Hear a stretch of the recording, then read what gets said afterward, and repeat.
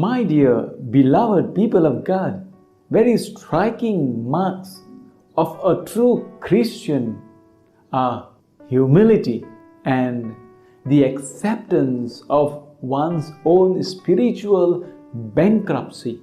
The people who are proud, especially the rich, who think that they can manage their life without God, lose the blessing from God. They think that they are righteous before God.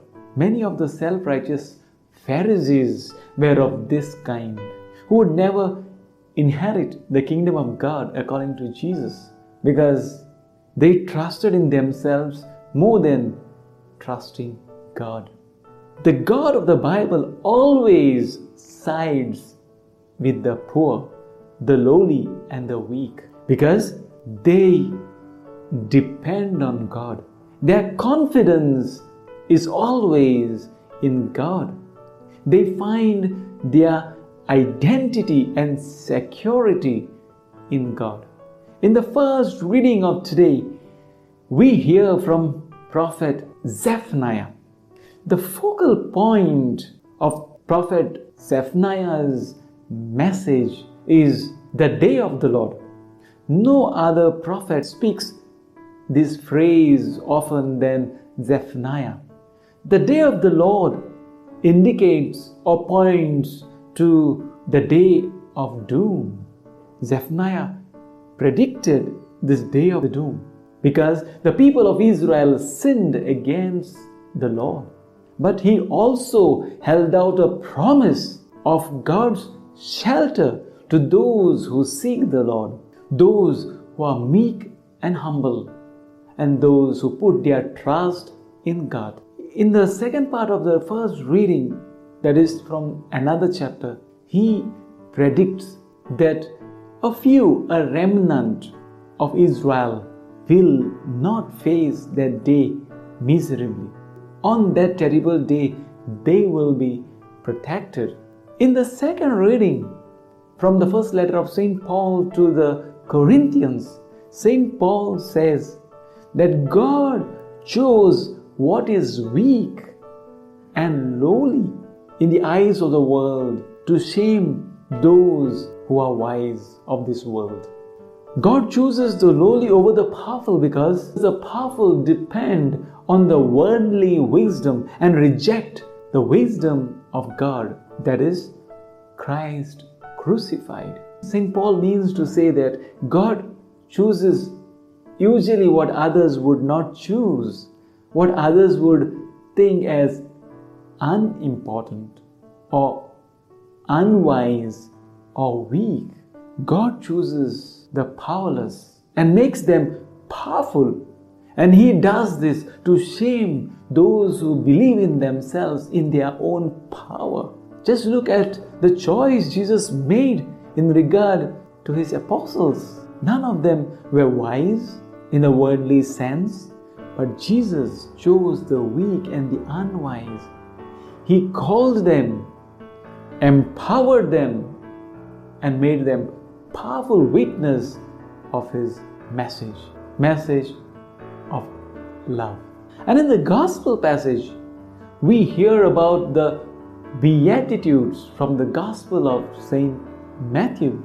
I'm not going to explain to you each of the Beatitudes, but generally what these Beatitudes are, what do they mean, is what I'm going to say. First of all, the Gospel says that Jesus went up the mountain to teach. St. Matthew wants to present Jesus as the new Moses who went up the mountain and got God's messages to be delivered to the people of Israel. And therefore, Jesus going to the mountain to teach shows that He has the authority, like Moses of the Old Testament, to teach. Well, there are two views on the meaning of these Beatitudes. According to the first view, these Beatitudes, like blessed are the poor in spirit, for theirs is the kingdom of heaven. Blessed are those who mourn, for they shall be comforted. Blessed are those who are meek, for they shall inherit the earth, and so on. They are the traits of true members of the Christian community, and therefore they pronounce a blessing of God on them, especially at the eschaton, in the coming future.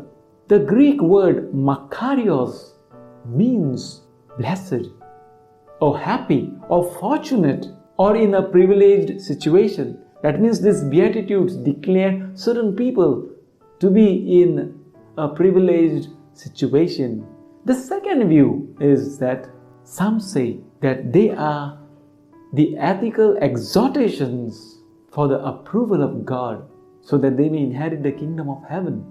Well, that too could be correct. But basically, most of the scholars think in Matthew that they portray the characteristics of true Christians, of whom God approves their behavior or their life and blesses them or puts them in a privileged situation to be with Him.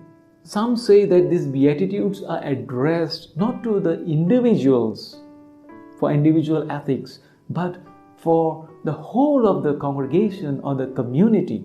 Of course, not every individual person can claim to be merciful, meek, or pure in heart, but certainly there can be found a few persons who display these traits, and their presence and activity among us shows God's blessing on the community or God's reign on this earth. So they become an inspiration for us. My dear people of God, we all are called to acquire these beautiful traits of blessedness. I pray that we all grow to be blessed people, happy people, fortunate people, blessed by God.